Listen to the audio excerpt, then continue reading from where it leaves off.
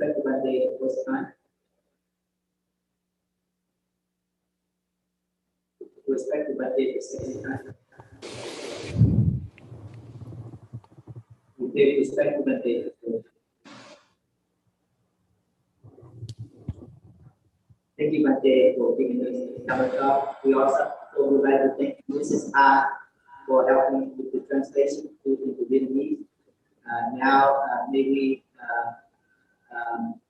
request, maybe invite Bante to give the Dhamma. Okay.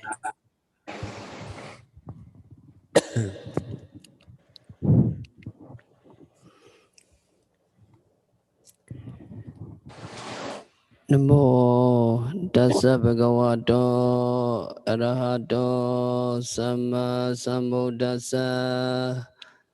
Namo Tassa Bhagavato Arahato Samma Sambuddhassa. Namo Tassa Bhagavato Arahato Samma Sambuddhassa.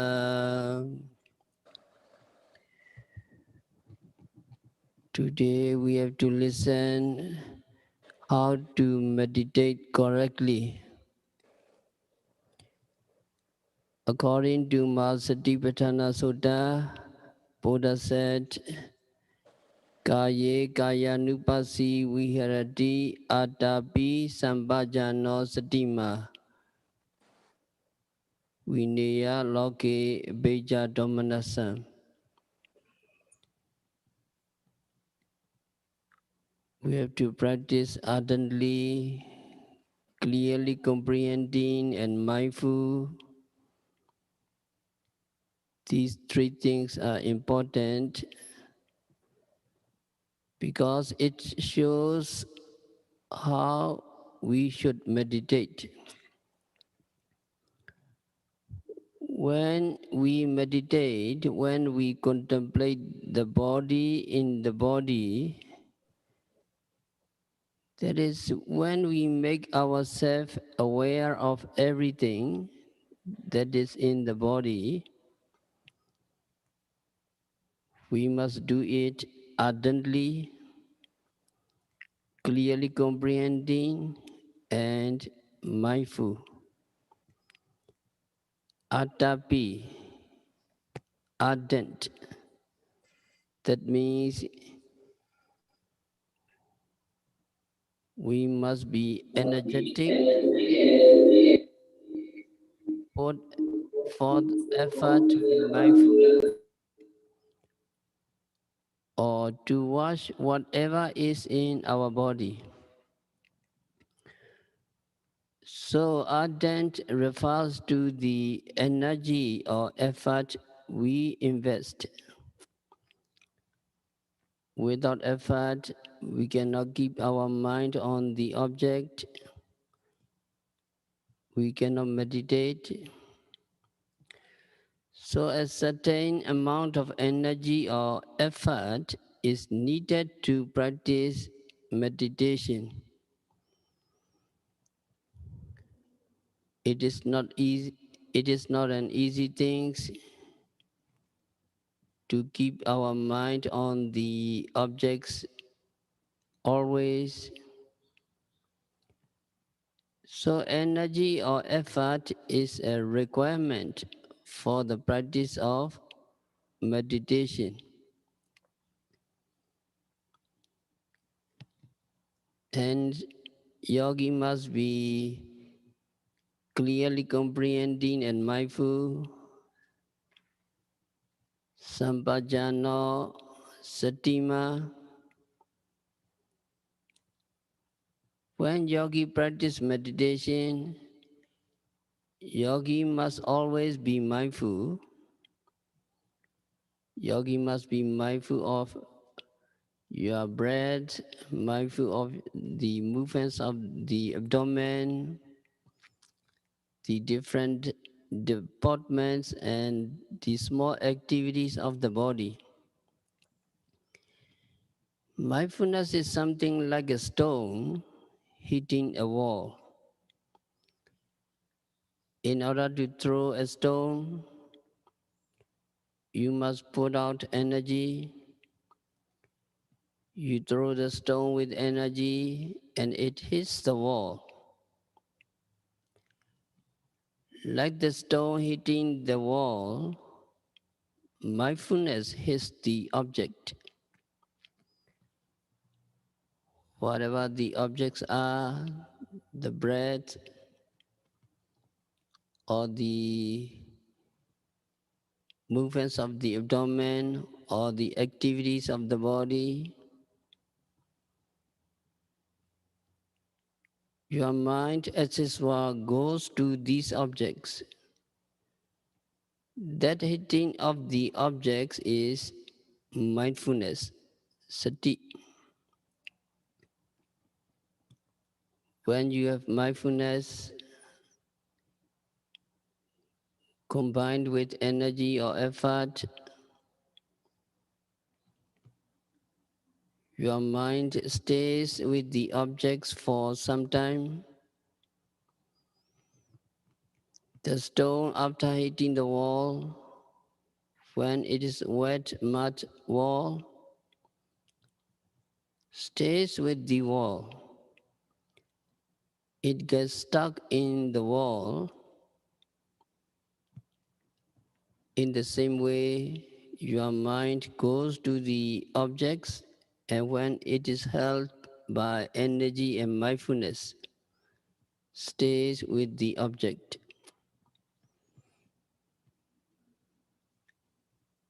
The staying of the mind with the objects is what we call samadhi, concentration. So when you have mindfulness, you will achieve concentration. Only when you have developed concentration, you will have wisdom and the understanding of the true nature of the Namarupa. You will have clear comprehension of Namarupa process. So when it is said that yogi should be mindful and clearly comprehending, this means you also must have concentration.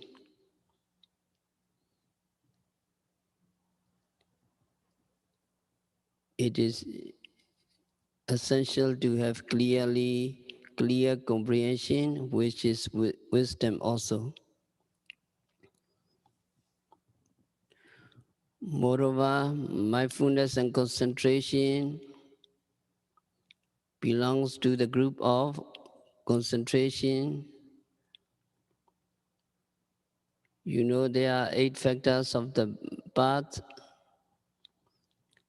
right understanding, right thinking, right speech, right action, right livelihood, right effort, right mindfulness, and right concentration. 8 factors.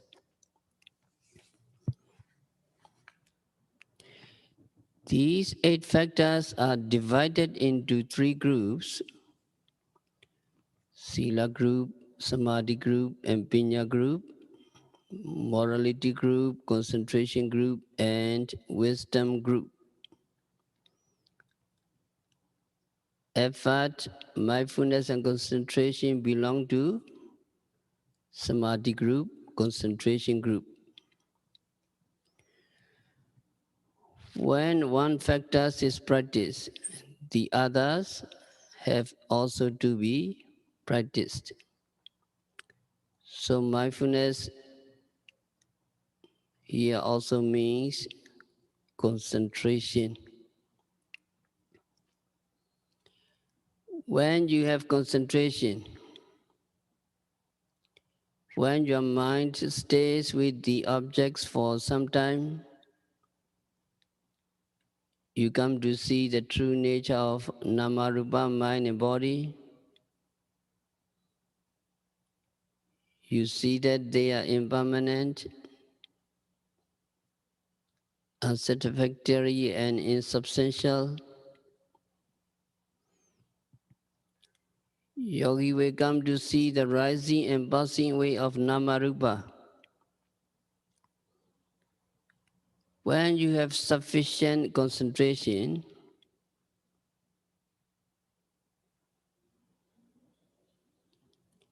and then different thoughts come to you, you take note of them, these thoughts go away.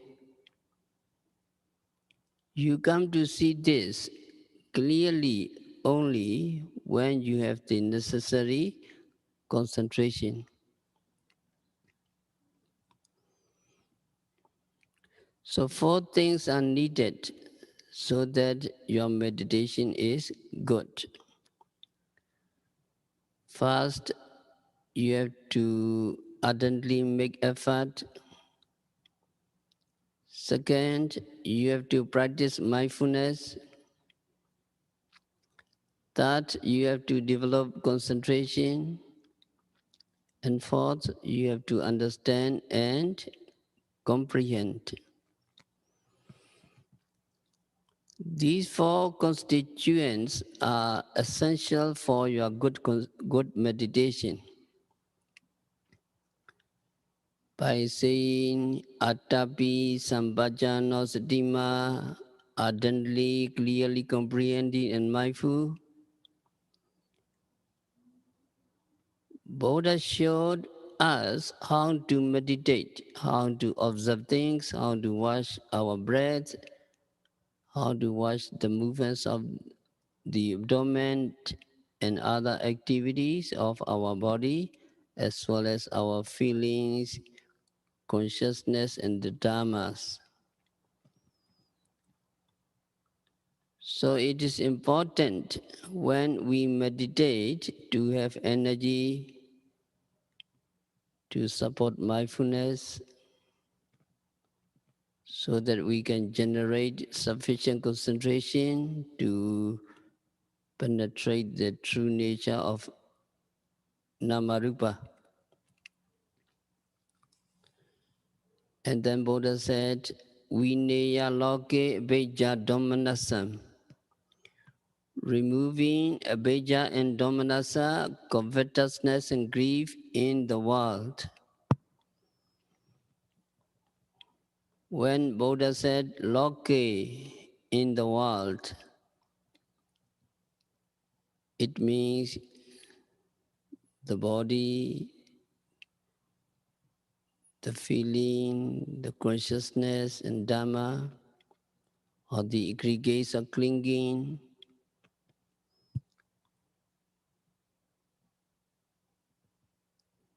These are loke. Abhijja, covetousness means craving or greed or attachment, and domanassa, grief means ill will or hatred or anger or depression. By these words, Buddha showed the constituents that have to be removed. He showed the results of meditation, the results of being ardent, clearly comprehending and mindful, the results of having concentration.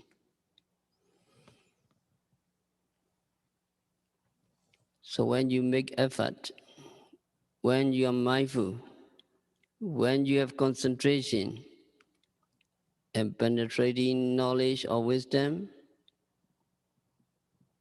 then you can remove covetousness and grief.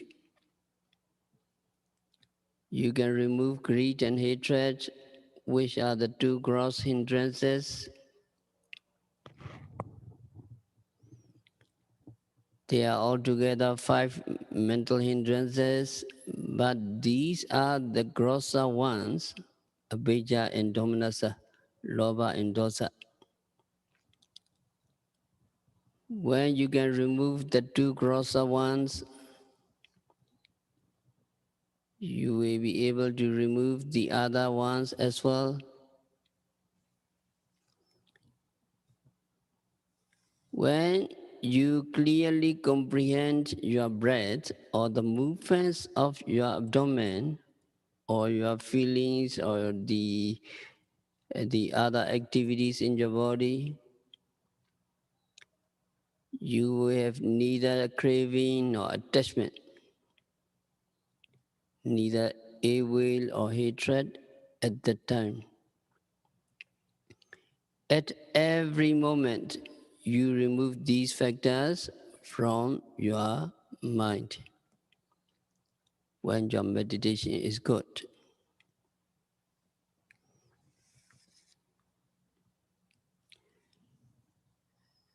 And then we need to understand two kinds of vipassana. Pichaka vipassana and Anumana vipassana. Pichaka vipassana, direct vipassana, and Anumana vipassana, inferential vipassana. First, you get the direct vipassana. That means you put your mind on the objects and you come to see these objects as impermanence, suffering, and no soul. After you have seen the real object, you have observed as impermanent, suffering, and no soul, you can make an inference that just as this object is impermanent, suffering, and no soul,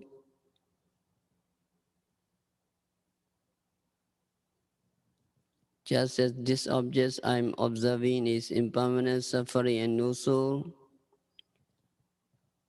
so other objects will be impermanent, and so on. In that way, you practice inferential vipassana on the other phenomena which you do not actually experience. But inferential vipassana must come only after direct vipassana. First, you have to see that a certain object is impermanent. Only after that, you can infer that just as this is impermanence, suffering, and also, so the other objects are impermanent, etc. In direct vipassana, you take the objects that you can experience or what you have experienced. If you have not experienced jhana, then you cannot take jhana as objects of vipassana. So you can take non-jhana consciousness and the mental factors along with these types of consciousness as the objects of meditation.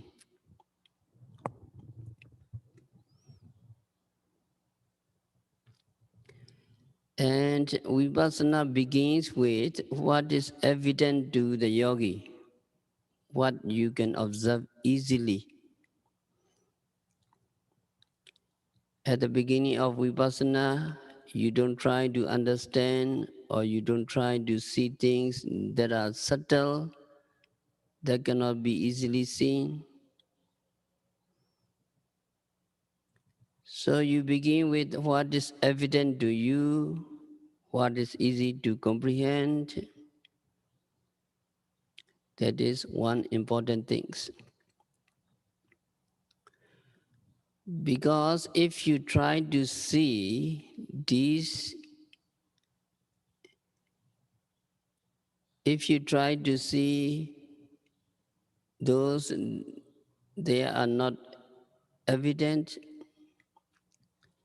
Because they are not evident, you don't see them clearly. And if you don't see them clearly, you don't see their characteristics, you don't see them as impermanent, suffering, and no soul. So Vipassana begins with what is evident, what is prominent, what is easy to see.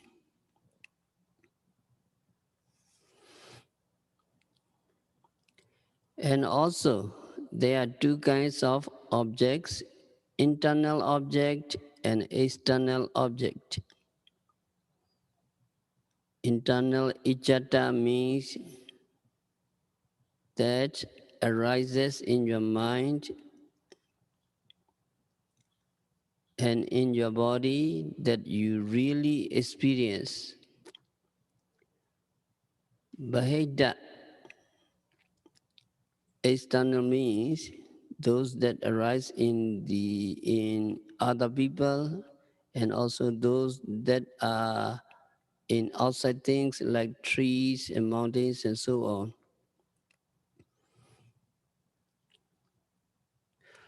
Although both internal and external objects are the objects of vipassana meditation, a yogi must concentrate on the internal objects.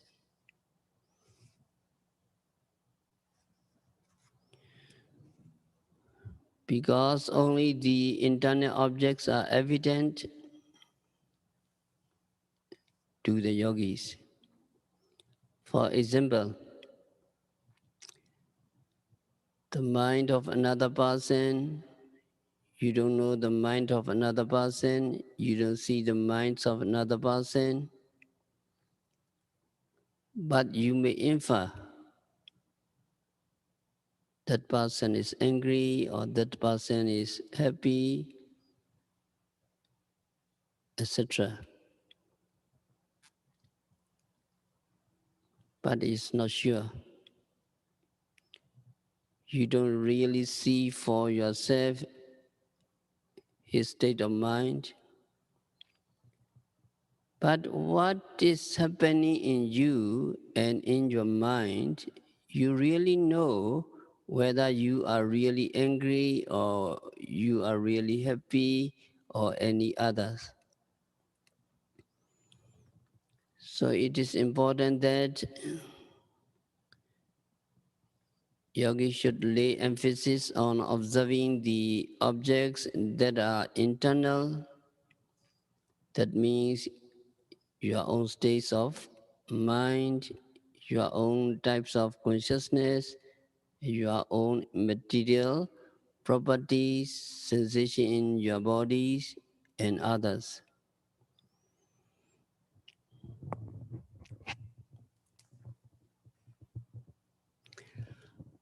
After yogi has observed the internal objects and comes to know them as impermanence and so on, then you may do the inferential vipassana on the external objects such as mind. Mind, consciousness is impermanence, so the consciousness of other people is impermanence and so on. Sometimes such understanding just comes by itself and you don't have to deliberately think about it. Although both internal and external objects are the objects of vipassana meditation, yogis should lay emphasis on observing the internal objects as much as they can. Instead of looking for or searching for outside objects, yogis should concentrate on the objects that are in their mind and in their body.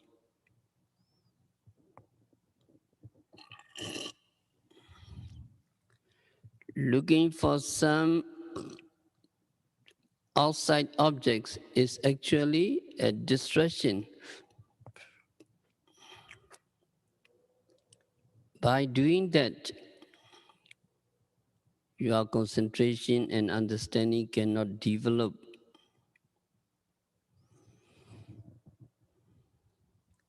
Next, the objects of vipassana is the present object. Here also in inferential vipassana, yogi can take the past object and the future objects as the objects of meditation. But here also first there must be direct understanding, direct observation, direct vipassana on the objects that is evident to yogi. That which is evident to him is actually that which is present at the moment. So yogi takes the objects at the present moment as the objects of meditation and tries to be mindful of it or make mental of it and try to see its characteristics, try to see that these phenomena are impermanent, suffering, and no soul.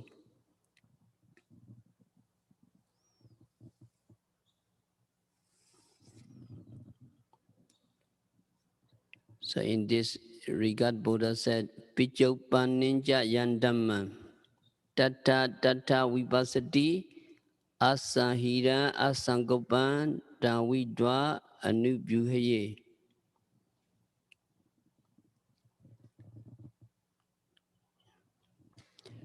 After yogi has seen the present objects,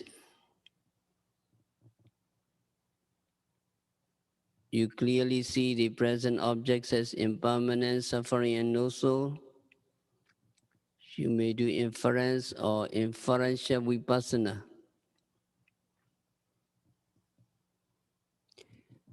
Just as this present object is impermanent, suffering, and no soul,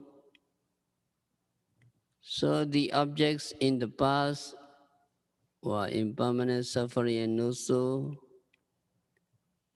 So the objects in the future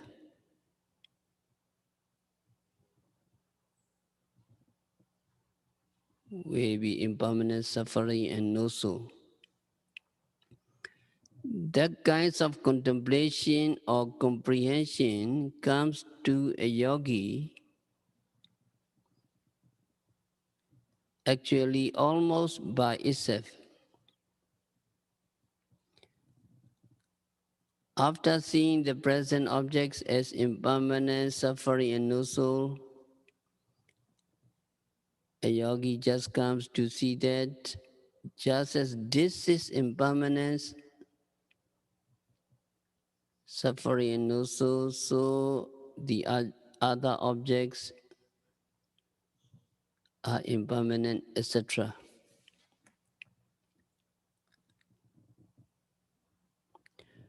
So what is important for the Vipassana yogi is the objects at the present moment. That is because only the objects at the present moment can be observed and can be seen clearly. And objects that is past now cannot be observed. However much you may recall it to your mind, you do not see it clearly, you cannot see its characteristics and so on.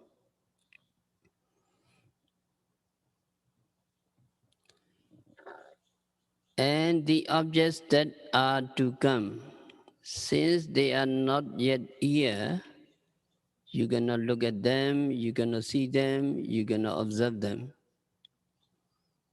So you cannot understand their true nature.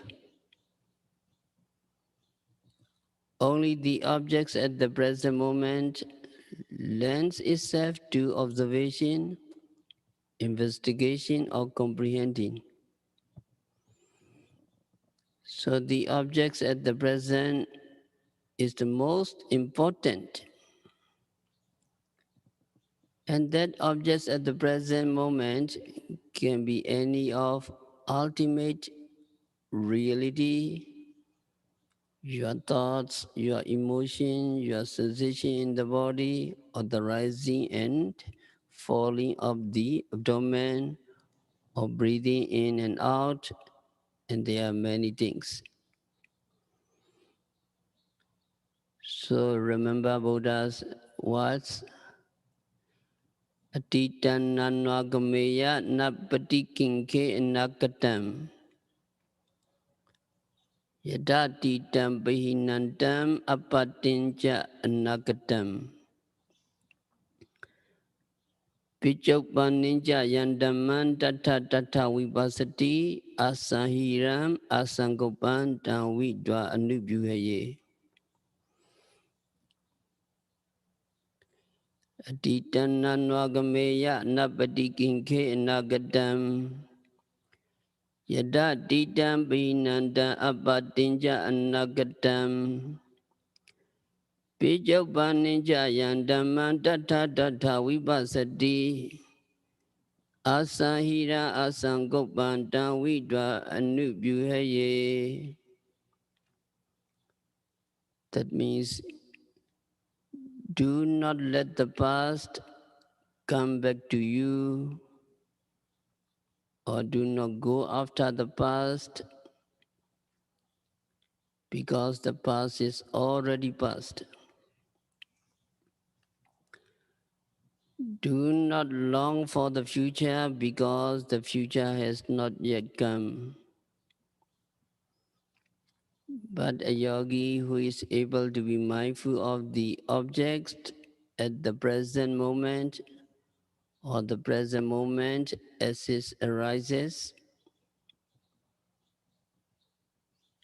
should develop concentration and wisdom that cannot be dragged away by wrong view or by attachment, dana and deity. That cannot be destroyed by wrong view and attachment.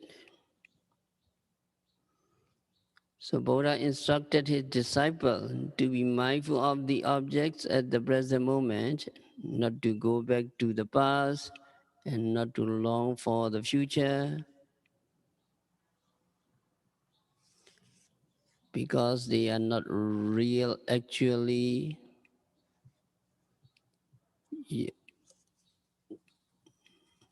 One has already passed and so not here, the other is not yet here, so they are not here. However much you try to watch them, you will not see them clearly. So if you don't see them clearly, you cannot see their characteristics. But the present object is different. Since present object is in front of you, present object is here, as it were in front of your eyes. You can watch it, you can examine it, and you can see it clearly. When you see it clearly, you know that it arises and it disappears. You see it if you mindful. It is impermanent and it is constantly oppressed by arising and disappearing, because one arises and disappears, and then another arises and then disappears, and so on. It is like being bombarded by arising and disappearing. This sense of being constantly oppressed by arising and disappearing is what we call dukkha, what we call suffering. And also we know that we cannot do anything about it. We just have to accept it. We cannot make the impermanence permanence. We cannot make suffering happiness, and so on. So we have no control over it, and that having no control over it is what we meant by anatta, no soul.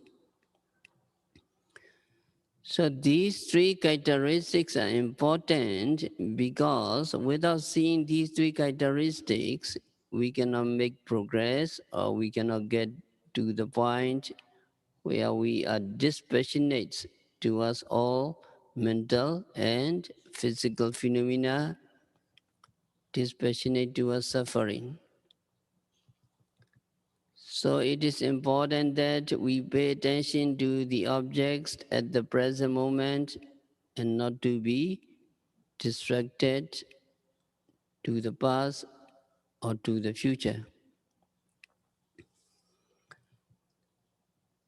If you think of the future and think of what will happen in the future or whatever, you are distracted. When you are distracted, you cannot make notes of the present objects clearly. If you do not see the present clearly, your concentration and understanding cannot develop. That is why sometimes people spend a lot of time, maybe days or weeks, and they would not make progress in their practice. So it is important that the objects you take must belong to the ultimate reality, and the objects you take must be the one which is easy to see, which is evident, and it must be the objects which is in the present moment. So yogi should understand the objects of vipassana meditation. But if you are practicing with a teacher, you just need to follow your teacher instruction. If you follow his instruction properly, you don't have to worry about what objects it is or what you are doing and what objects you are taking. And if you are on your own, you should understand that vipassana does not take concepts as object. Vipassana takes ultimate reality only as objects, and ultimate reality means your mind, your thoughts, your emotion, sensation in your body, movements of the body, and so on. They are called ultimate reality. And among the ultimate reality, we concentrate on what is in mundane, lokiya, and among the mundane, the objects you take are mostly non-jhana consciousness and concomitant mental factors and all material properties. These can be both in external and internal, and you should concentrate more on internal objects and then external objects. Actually, they are to be taken as objects only when they forced into your mind, like when you hear a noise. And also you should concentrate on the objects at the present moment and not on those that are past or that are yet to come.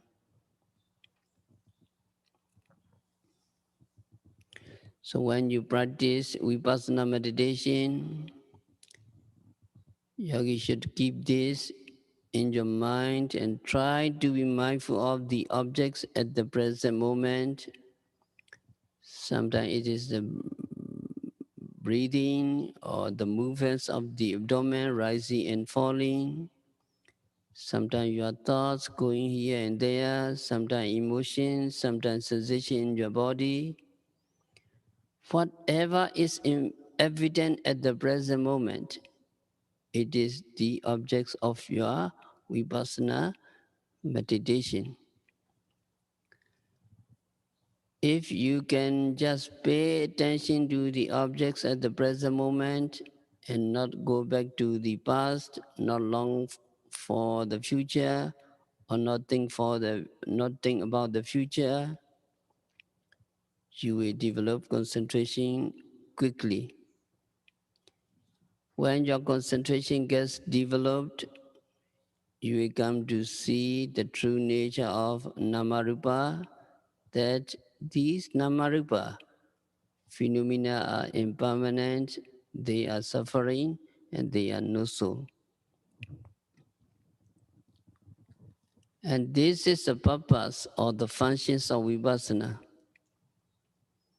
Because the meaning of the words vipassana is seeing in various ways.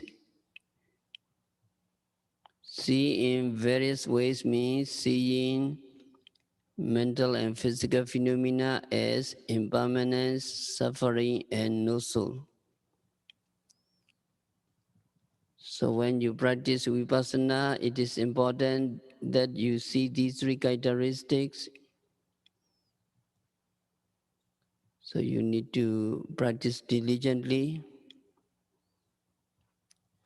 Buddha really encouraged by these words. And you have a correct method, and if you practice diligently, you will achieve your goal. So we have to stop our discourse for today by practicing vipassana meditation continuously and meticulously. May all yogis realize the real peace in the very near future. Sadhu, sadhu, sadhu. Traha, can you translate for me?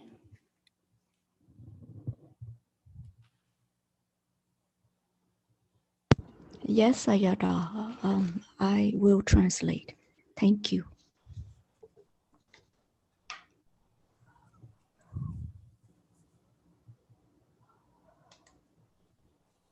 Kính thưa quý vị, và sau đây thì Ngài Thiền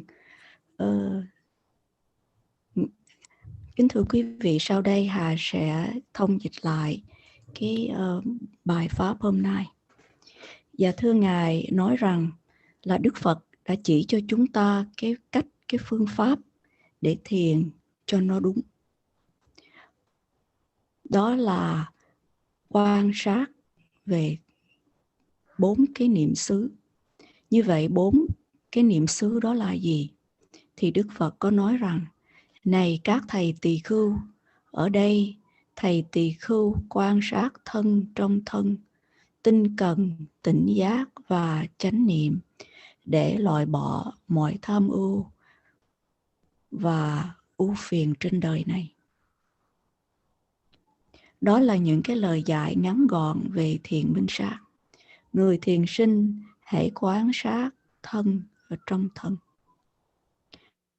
Và cái câu tinh cần, tỉnh giác và chánh niệm, câu này nó rất là quan trọng vì nó nói rõ là chúng ta phải hành thiền như thế nào. Khi mình hành thiền, mình quan sát hay là mình chú tâm thân ở trong thân, có nghĩa là chúng ta ghi nhận những gì xảy ra ở trong thân. Và chúng ta phải hết sức là tinh cần, tỉnh giác và chánh niệm. Tinh cần có nghĩa là mình phải nỗ lực, mình phải cố gắng để ghi nhớ hay là theo dõi hay là chú ý những cái gì đang xảy ra trong thân mình. Nếu không có cái tinh cần, không có sự cố gắng thì chúng ta không thể nào chú tâm trên cái đối tượng và không thể hành thiền được. Giữ tâm trên đối tượng không phải là một cái điều dễ. Vì vậy nên mình mới có cái sự nỗ lực tinh cần, có sự cố gắng. Và mình cần phải có tỉnh giác và chánh niệm. Khi hành thiền, mình phải luôn có chánh niệm. mình phải chánh niệm trên hơi thở hay là sự chuyển động của bụng, các cái tư thế và những cái động tác trong cơ thể. Chánh niệm ở đây có nghĩa là mình chú ý vào hơi thở, vào sự chuyển động ở vùng bụng, ở các cái tư thế hay là ở những cái động tác của cơ thể mình. Chánh niệm hay là cái sự chú ý chẳng khác nào như là cái viên đá mà nó đụng vô tường. Mình muốn ném cái viên đá, mình phải dùng sức. Và khi mà mình ném viên đá với cái sự cố gắng đó, thì cái viên đá nó sẽ đụng vô tường. Thì cái chánh niệm nó đụng vào cái đối tượng chẳng khác nào cái viên đá nó đụng vào tường. Dầu là cái đối tượng nào đi nữa, nó là hơi thở, nó là chuyển động ở vùng bụng, hay là những cái động tác nhỏ của thân, thì tâm của chúng ta đều phải hướng đến cái đối tượng. Cái sự đụng cái tâm vào cái đối tượng, đó là chánh niệm. Và khi có chánh niệm cộng với cái sự tinh tấn, thì tâm mình nó sẽ nằm trên đối tượng một cái thời gian. Cái viên đá khi mà đụng vào tường, thì nếu như cái tường nó được trát bùn ướt, thì cái viên đá nó sẽ dính vào đó. Cũng vậy, khi tâm mà nó đi đến cái đối tượng, và khi được chánh niệm và tinh tấn hỗ trợ, thì nó sẽ nằm trên đối tượng. Và khi tâm mà nó nằm trên đối tượng, thì nó được gọi là định. Bởi vậy khi mà chúng ta có chánh niệm, thì mình sẽ có định.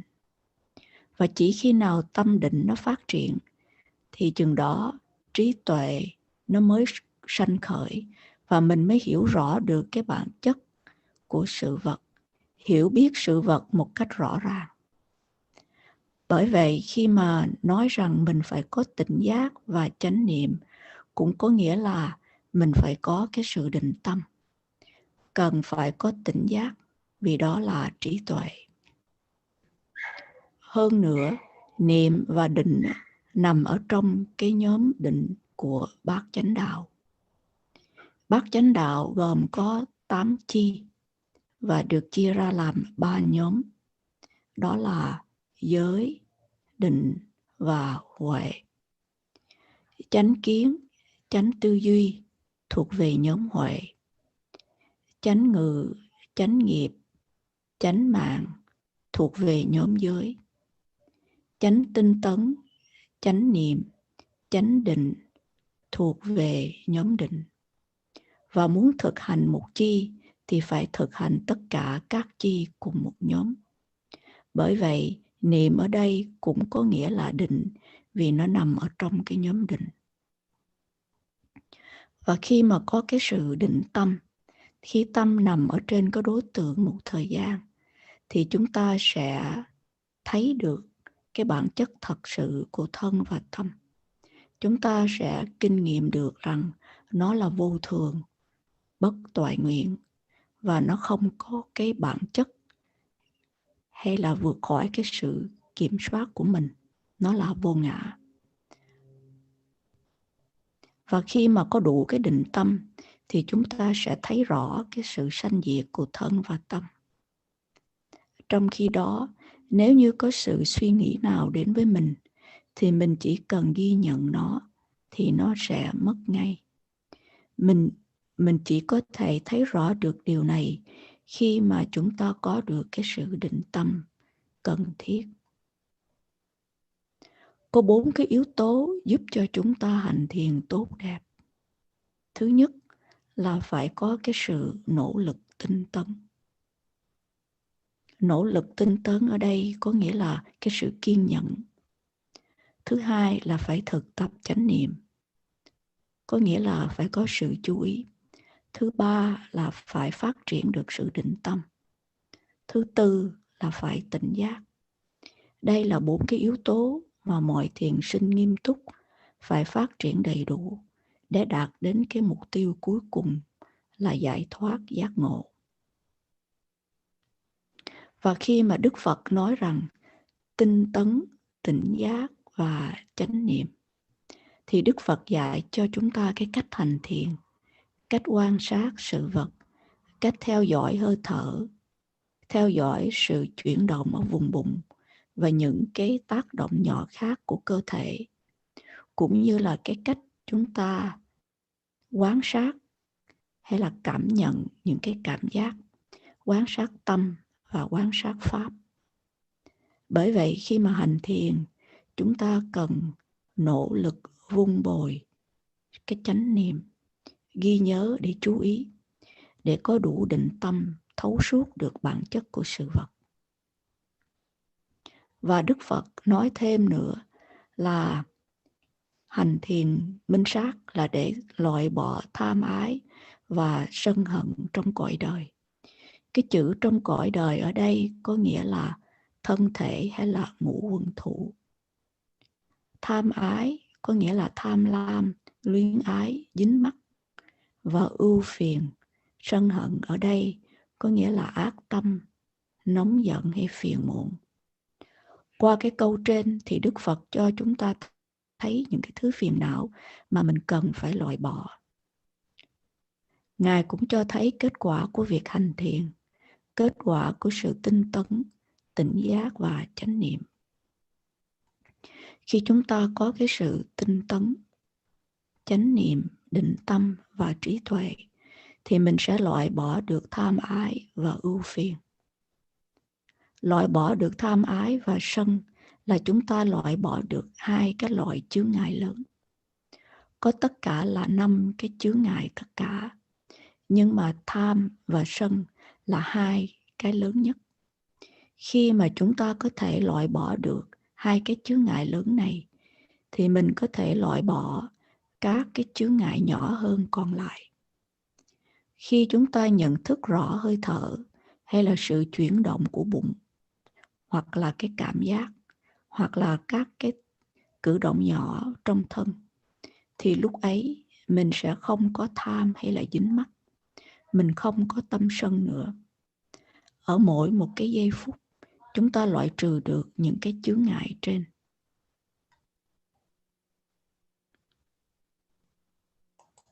Và ở trong thiền minh sát, thì thiền minh sát được chia ra làm 2. Minh sát trực tiếp và minh sát suy diễn. Đầu tiên là chúng ta thực hành minh sát trực tiếp.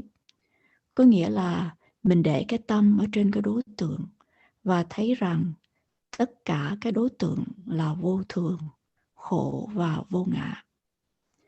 Và sau khi quan sát đối tượng trực tiếp, đã thấy vô thường, khổ và vô ngã rồi, thì chừng đó mình có thể suy luận hay là suy diễn ra rằng những cái đối tượng mình quan sát nó đều vô thường, thì những cái đối tượng khác nó cũng giống như vậy. Có nghĩa là đầu tiên mình phải kinh nghiệm cái đối tượng đó một cách trực tiếp. Khi mình kinh nghiệm đối tượng trực tiếp mà thấy rằng nó thay đổi, nó vô ngã, thì mình có thể suy ra là những cái đối tượng khác nó cũng vô thường, nó cũng khổ và vô ngã giống như vậy. Thì theo cái cách đó, chúng ta thực hành minh sát suy diễn trên những cái đối tượng mà mình không có trực tiếp trải nghiệm qua. Minh sát suy diễn, mình chỉ làm cái minh sát suy diễn sau khi mà mình thực hành minh sát trực tiếp. Đầu tiên là mình phải thấy cái đối tượng nó là vô thường. Mình phải kinh nghiệm nó là vô thường. Rồi sau đó mình mới có thể suy luận rằng cái này vô thường thì những cái khác cũng vô thường. Ở minh sát trực tiếp, chúng ta lấy cái đối tượng mình kinh nghiệm hay là vừa mới kinh nghiệm. Nếu mà mình chưa có kinh nghiệm thì mình không thể lấy nó làm đối tượng được. Như vậy thiền minh sát bắt đầu với cái gì rõ đối với thiền sinh, với cái đối tượng mà chúng ta có thể quan sát, chúng ta có thể cảm nhận một cách dễ dàng. Lúc đầu mình không nên quan sát những cái gì vi tế và không có cảm nhận dễ dàng. Như vậy mình phải bắt đầu với cái gì rõ nhất và dễ nhất Đó là cái điều quan trọng. Bởi vì nếu như chúng ta cố gắng quan sát hay là cố gắng cảm nhận cái gì mà nó không có rõ, mà nếu như đã gọi là không có rõ thì sẽ không cảm nhận rõ được. Và nếu như không có cảm nhận hay là không thấy cái đối tượng đó rõ thì sẽ không có kinh nghiệm hay là không có cảm nhận được cái đặc tánh của nó, không có cảm nhận được là nó thay đổi, nó khổ và nó vô ngã. Như vậy thiền minh sát phải bắt đầu với cái đề mục hay là cái đối tượng nào rõ nhất, nổi bật nhất và dễ cảm nhận nhất, như là những cái yếu tố đất, yếu tố gió hay là cái yếu tố lửa. Và có hai loại đối tượng bên trong và đối tượng bên ngoài. Đối tượng ở bên trong có nghĩa là nó sanh khởi ở trong thân và tâm mà chúng ta có thể cảm nhận được. Đối tượng ở bên ngoài có nghĩa là nó ở người khác hay là nó ở bên ngoài như là cây cối, núi non, vân vân. Đối tượng bên trong hay bên ngoài đều là đối tượng của thiền minh sát. Nhưng mà thiền sinh hãy nên chú ý vào đối tượng bên trong. Bởi vì chỉ có đối tượng bên trong mới hiển nhiên, mới rõ với chính mình. Ví dụ như tâm của người khác, chúng ta không biết rõ được tâm của người khác. Chúng ta chỉ có thể suy luận rằng anh ấy đang giận hay là chị ấy đang vui. Sự thật là chúng ta không thể kinh nghiệm tâm của người khác. Nhưng mà những cái gì xảy ra trong thân và tâm mình thì mình có thể kinh nghiệm, mình có thể cảm nhận được nó một cách rõ ràng. Và cái điều quan trọng là thiền sinh nên nhấn mạnh vào cái việc quan sát những cái đối tượng bên trong như là tâm, sắc hay là cái thân này, những cái cảm giác, cảm xúc, vân vân. Những gì mà nó sanh khởi trong thân và tâm mình. Sau khi chúng ta quan sát đối tượng ở bên trong và hiểu, kinh nghiệm nó rõ, nó là vô thường, nó khổ, nó vô ngã, thì tới chừng đó mình có thể làm hay là mình có thể thực hành minh sát suy diễn trên các cái đối tượng bên ngoài. Tâm vương hay tâm sở là vô thường. Khi mà mình kinh nghiệm được cái tâm của mình vô thường thì mình cũng có thể suy luận rằng tâm của người khác cũng vô thường giống như vậy. Và đôi khi cái sự hiểu biết đó nó đến một cách rất là tự nhiên và chúng ta cũng không phải cố tình để suy luận về nó. Mặc dầu cái đối tượng bên trong và bên ngoài đều là đề mục của thiền minh sát, nhưng mà thiền sinh hãy nên chú trọng vào đề mục bên trong, càng nhiều càng tốt. Thay vì đi tìm kiếm đề mục ở bên ngoài, thiền sinh hãy nên chú tâm vào những cái gì ở bên trong thân và tâm của mình. Tìm kiếm đề mục ở ngoài, nó sẽ làm cho tâm của chúng ta bị phân tâm. Thì lúc đó định và sự hiểu biết không thể nào sanh khởi lên được. Đề mục của thiền minh sát là đề mục hiện tại. Ở minh sát suy diện, thiền sinh có thể lấy cái đối tượng quá khứ và tương lai làm đề mục. Nhưng mà thiền sinh phải có cái sự quan sát, phải có sự trải nghiệm, có cái hiểu biết trên cái đối tượng trực tiếp và hiển nhiên trước cái đã. Quan sát hay là cảm nhận trên cái đối tượng nổi bật nhất phải là đối tượng ngay ở hiện tại. Thiền sinh lấy cái đối tượng ở hiện tại làm cái đề mục quan sát thì sẽ thấy rõ được cái đặc tánh của nó là vô thường, khổ và vô ngã. Và khi mà mình thấy cái đề mục hiện tại, mình thấy rằng nó thay đổi liên tục, thì sau đó mình có thể làm cái minh sát suy diễn. Đối tượng hiện tại là vô thường, thì đối tượng quá khứ cũng vậy, và đối tượng tương lai cũng vậy. Và cái sự suy luận hay là sự suy diễn đó thông thường đến một cách tự nhiên. Sau khi thấy cái đối tượng thay đổi thì chúng ta sẽ hiểu rằng những cái đối tượng khác cũng vậy. Điều quan trọng của người hành thiền minh sát là phải dùng cái đối tượng ngay ở hiện tại. Bởi vì chỉ có đối tượng ở hiện tại thì chúng ta mới có thể quan sát một cách rõ ràng. Một cái đối tượng đã qua mất rồi thì mình không thể quan sát, mình không thể cảm nhận được nó. Mặc dầu rằng mình cố gắng ráng nhớ lại, nhưng mình không thể nào thấy rõ hay là kinh nghiệm được rõ những cái đặc tánh của nó.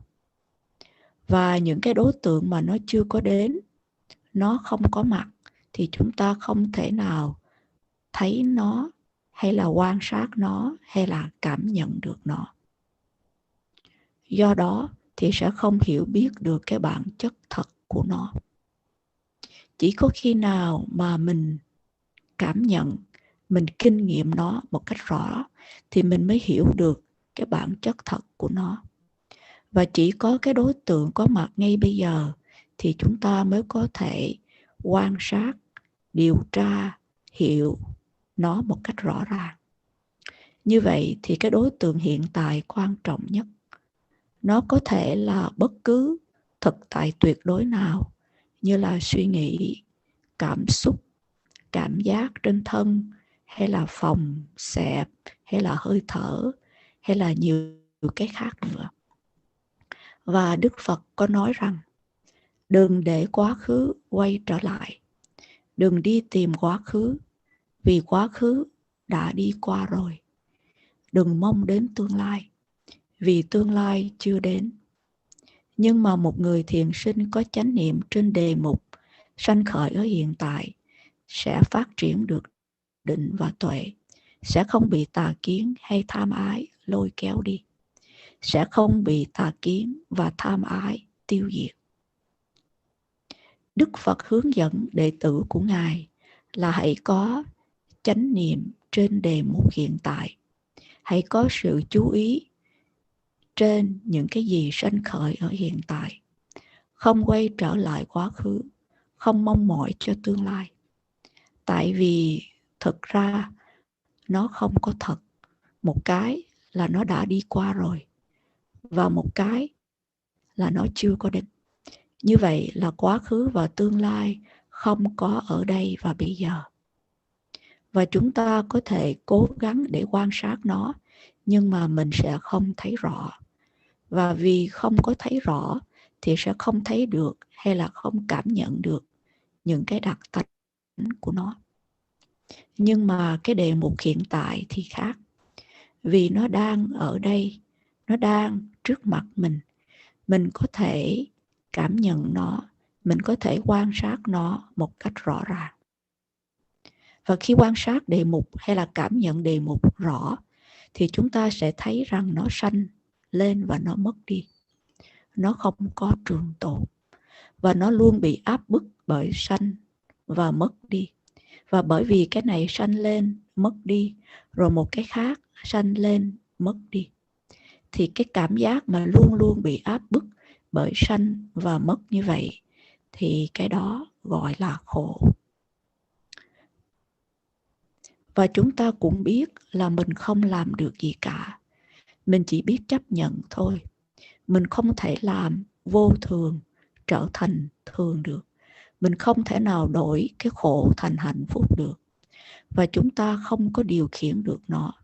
Và cái mà không điều khiển được ở đây được gọi là vô ngã.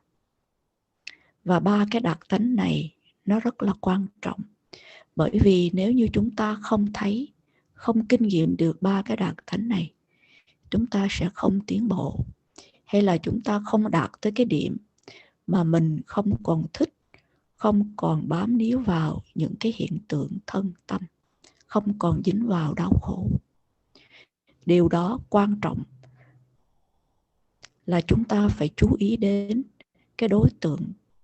Và xin lỗi, do đó cái điều quan trọng là chúng ta phải chú ý đến cái đối tượng ngay trong hiện tại và không nên bị phân tâm bởi quá khứ hay tương lai. Nếu như chúng ta nghĩ về tương lai và nghĩ cái gì có thể xảy ra, có nghĩa là chúng ta đang bị phân tâm. Và khi bị phân tâm, mình sẽ không ghi nhận được đề mục hiện tại một cách rõ ràng. Mình không thấy hiện tại một cách rõ ràng, thì định tâm và trí tuệ không thể phát triển được. Đó là lý do tại sao nhiều người thực hành ngày này qua ngày nọ, hay là hành thiền cả tuần, nhưng không có sự tiến bộ nào cả.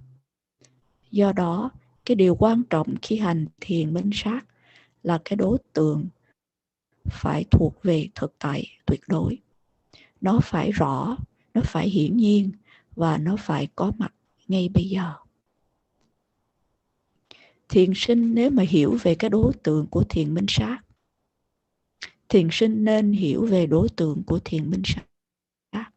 Nhưng nếu mà chúng ta thực hành với một thiền sư thì chúng ta chỉ cần nghe theo cái lời hướng dẫn. Và nếu nghe theo lời hướng dẫn đúng, chúng ta không có cần phải lo nghĩ về cái đối tượng nào rõ gì cả. Và nếu như mình hành thiền mà không có thầy, thì nên hiểu rằng thiền minh sát không lấy khái niệm làm đối tượng. Nó chỉ lấy thực tại tuyệt đối hay là thực tại tối hậu làm đối tượng. Và cái thực tại tuyệt đối đó là tâm, những cái sự suy nghĩ, những cái cảm giác, những cái cảm xúc trên thân, chuyển động của thân, vân vân. Đó là thực tại tuyệt đối hay là thực tại tối hậu. Giữa những cái thực tại tối hậu thì chúng ta chú trọng đến tục thế. Và giữa các cái tục thế thì đối tượng mà mình thường dùng là những cái tâm mà không phải là thiện tâm. Cùng với những cái tâm và những cái sắc hay là cái thân này, có nghĩa là cái đối tượng là những cái gì ở trong thân và tâm này. Đối tượng này có thể là bên trong hay bên ngoài, nhưng mà mình hãy nên chú ý vào cái đối tượng bên trong trước, rồi sau đó mới đi đến cái đối tượng bên ngoài. Thật ra thì những cái đối tượng này nó đến trong tâm chúng ta. Và mình hãy chú ý đến những cái đối tượng ngay trong hiện tại, bây giờ, và không lấy cái đối tượng của quá khứ và tương lai. Khi chúng ta thực hành thiền minh sát, hãy nhớ những cái điều này và có chánh niệm hay là có cái sự chú ý trên cái đề mục có mặt ngay bây giờ. Nó có thể là những cái hơi thở hay là sự chuyển động ở vùng bụng. Đôi khi suy nghĩ, đôi khi chúng ta có những cái suy nghĩ chỗ này chỗ nọ. Và đôi khi mình cũng có những cái cảm xúc, những cái cảm giác trên thân. Thì cái gì mà nó rõ nhất thì cái đó là đối tượng của thiền minh sát.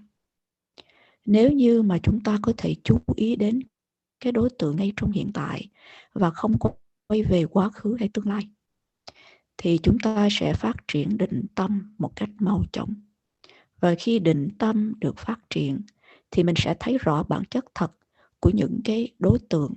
Mình sẽ thấy nó là vô thường, nó thay đổi, nó khổ và nó là vô ngã. Và đây là mục đích hay là cái chức vụ của thiền minh sát. Tại vì cái chữ vipassana hay minh sát có nghĩa là thấy theo nhiều cách khác nhau. Thấy theo nhiều cách khác nhau có nghĩa là thấy cái hiện tượng hay là cảm nhận hay là kinh nghiệm những cái hiện tượng thân, tâm này là vô thường, là bất toại nguyện và vô ngã. Như vậy, khi mà chúng ta hành thiền minh sát, cái điều quan trọng là mình phải thấy được 3 cái đặc tánh, đó là vô thường, khổ và vô ngã. Và Ngài Thiền Sư nói rằng Ngài đã hướng dẫn cho chúng ta cái cách để thực hành thiền. Hãy dùng những cái đối tượng cho nó đúng để hành thiền minh sát. Và khi mà chúng ta biết cái cách hành thiền rồi thì hãy hành thiền một cách nghiêm túc, cẩn thận, kiên trì.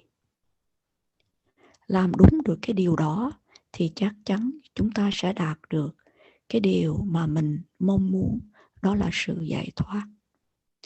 Và Ngài cầu chúc cho tất cả quý vị thiền sinh hãy có trí nhớ ghi nhận được những gì sanh khởi qua 6 giác quan một cách liên tục, cẩn thận, kỹ lưỡng để thấy rõ được 3 cái đặc tánh của nó.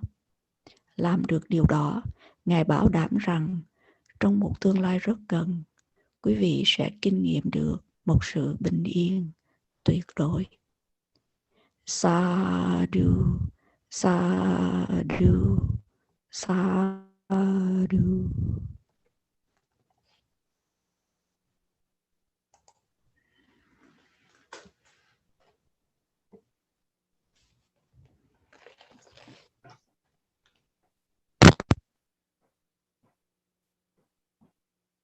Nam mô Buddhaya, Nam mô Dhammaya, Nam mô Sanghaya.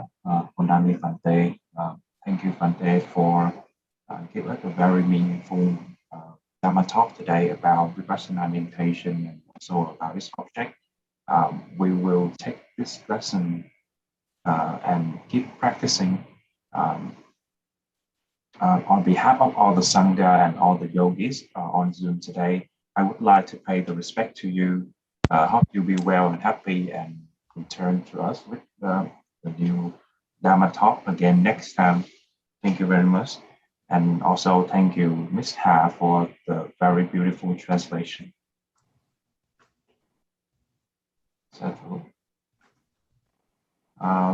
Before we end the section today, we would like to sharing the merge to all the beings, all the Dewa, and all the people of our relative to take this as a support condition to attain Nibbana in the near future. And again, thank you, Bante, thank you all the Sangha. Kính thưa quý vị, thì buổi pháp thoại của ngài Sayadaw Uthuzana hôm nay đã kết thúc. Con xin cảm ơn cô Hà Trương đã có một cái bài dịch rất là hay, và để kết thúc chương trình thì con mời quý vị cùng nhau chắp tay hồi hướng.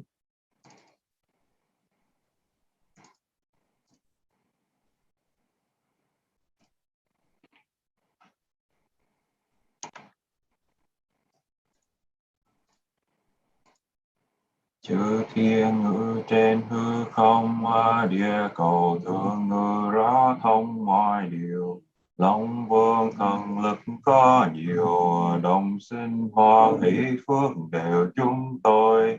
Hộ trì Phật giáo tăng bồi, các bậc thầy tổ an vui lâu dài. Quyên thuộc tránh khỏi nạn tai, chúng sanh được hưởng phước dài bền lâu. Chúng tôi vui thu đạo màu, tu hành tinh tấn ngõ hầu vô sanh. Do sự phước báu mà chúng con được trong sạch làm đây, xin hồi hướng đến thân bằng quyến phục đã quá vãng, cầu mong cho các vị ấy hằng được sự yên vui. Do sự phước báu mà chúng con đã trong sạch làm đây, xin chia đều đến thân bằng quyến thuộc thọ hiện tiền, cầu mong cho các vị ấy hằng được sự yên vui. Do sự phước báu mà chúng con được trong sạch làm đây, hãy là mối duyên lành, dứt khỏi những điều ô nhiễm, ngủ ngầm nơi tâm trong ngày vị lai, là duyên lành để chứng ngộ chân lý tứ thánh đế, chứng đắc 4 thánh đạo, 4 thánh quả và biết bạc đồng nhau cả thảy. Sa thú, sa thú, sa thú.